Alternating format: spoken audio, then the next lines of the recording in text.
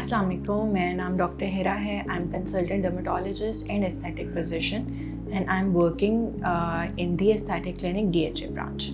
बहुत सारे patients, majority बल्कि पेशेंट्स जो हमारी OPD के अंदर आ रहे होते हैं, they have issue of hirsutism कि हेयर ग्रोथ बहुत ज़्यादा है। तो हमने सोचा कि आज हम इसके बारे में एक छोटी सी वीडियो बनाते हैं जिसमें हम बात करेंगे regarding the causes of hair growth in females and what treatment options are available for them.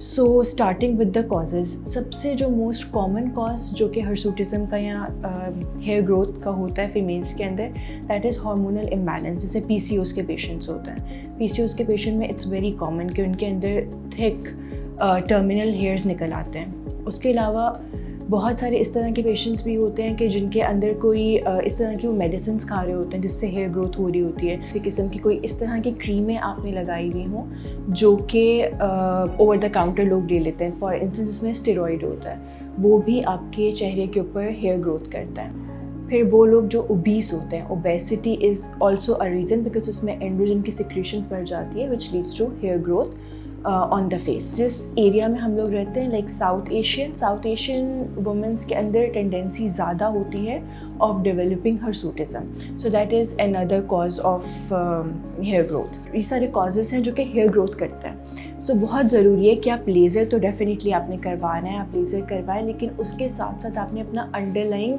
Cause को भी ट्रीट करना है। फॉर इंस्टेंस जैसे PCOS है तो आपको अपने गायनेकोलॉजिस्ट के साथ इन कोलैबोरेशन आप अपने PCOS को भी कंट्रोल करोगे, जिससे उसमें सबसे इम्पॉर्टेंट होता है कि आप अपना वेट रिड्यूस करें।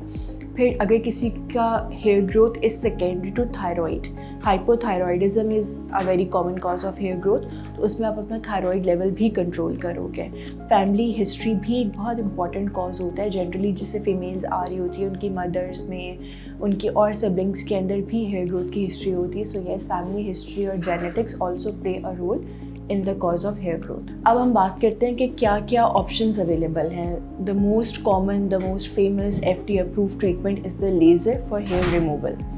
Different type of laser available हैं मार्केट में, जिसके अंदर जो कि डिपेंड करता है कि आपका हेयर ग्रोथ किस तरह की है। जितना थिक बाल होता है, जितना मोटा बाल होता है, वो उतना जल्दी रिस्पॉन्स करता है टुवर्ड्स लेज़र, बिकॉज लेज़र को काम करने के लिए एक चीज़ चाहिए होती है जिसको हम कहते हैं क्रोमोफोर, जो कि मेलानिन होता है in case of laser hair removal, and that is present in the thick black terminal hair. So जितना अच्छा क्रोमोफोर होता है उतने कम सेशंस और उतना अच्छा रिस्पॉन्स आपको लेज़र के साथ मिलता है। जैसे जैसे सेशंस होते जाते हैं, बालों के निकलने का जो गैप है वो एक्सटेंड होता जाता है। फॉर इंस्टेंस अगर शुरू में आपको 15 डेज़ में, 25 डेज़ में या 30 डेज़ में नीड पड़ी है, उसके बाद आपका गैप बढ़ता जाएगा। एक आपका गैप बढ़ता जाएगा, सेकेंडली आपके बालों का टेक्सचर चेंज हो जाएगा।